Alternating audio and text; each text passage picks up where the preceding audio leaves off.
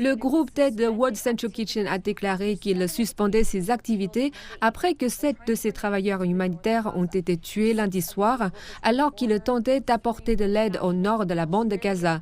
6 de ces travailleurs humanitaires étaient des étrangers, 3 Britanniques, un Australien, un Polonais, un Canadien ayant la double nationalité américaine et un Palestinien.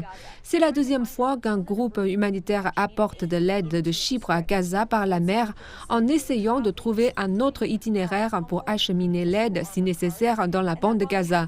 Le World Central Kitchen a indiqué qu'elle voyageait dans un convoi de 3 voitures dont 2 blindées, bien qu'ils en aient discuté avec l'armée israélienne et qu'ils aient coordonné leur action, le convoi a tout de même été touché.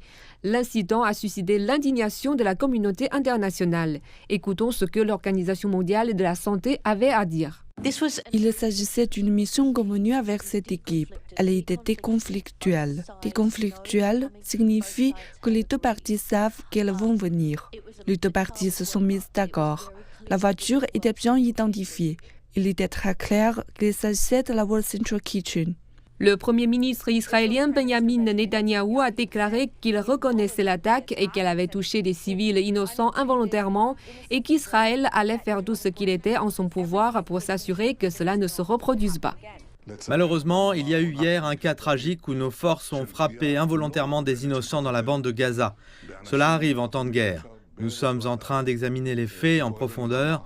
Nous sommes en contact avec les gouvernements des étrangers parmi les morts et nous ferons tout pour que cela ne se reproduise plus. Mais les Nations Unies affirment qu'il ne s'agit pas d'un incident isolé. Depuis le début de la guerre, au moins 200 travailleurs humanitaires ont été tués à Gaza, soit 3 fois plus que lors de n'importe quel conflit en un an. Netanyahou est également confronté à des pressions dans son pays. Il s'agit d'une 3e journée de protestation à Jérusalem qui fait partie des plus grandes manifestations contre le gouvernement depuis le début de la guerre. Les gens lui demandent de démissionner, mais aussi de conclure un accord pour faire sortir au moins d'une centaine d'otages de Gaza. Mardi, les familles des femmes otages, dont 2 des femmes libérées, se sont exprimées avec émotion devant le Parlement. Elles ont notamment déclaré qu'elles craignaient que les femmes détenues ne soient victimes d'agressions sexuelles. En effet, les femmes qui ont été libérées ont témoigné qu'elles avaient été agressées. Netanyahou est également soumis à la pression des ultra-orthodoxes qui, lundi, ont bloqué l'autoroute centrale et organisé une chaîne humaine à l'heure de pointe. Cette action fait suite à l'interdiction par la Cour suprême d'accorder des subventions aux ultra-orthodoxes qui ne s'enrôlent pas dans l'armée. Mais le Premier ministre israélien compte sur cette coalition. S'il perd son soutien, il pourra être contraint d'organiser des élections anticipées et qu'il n'est pas très bien placé dans les sondages.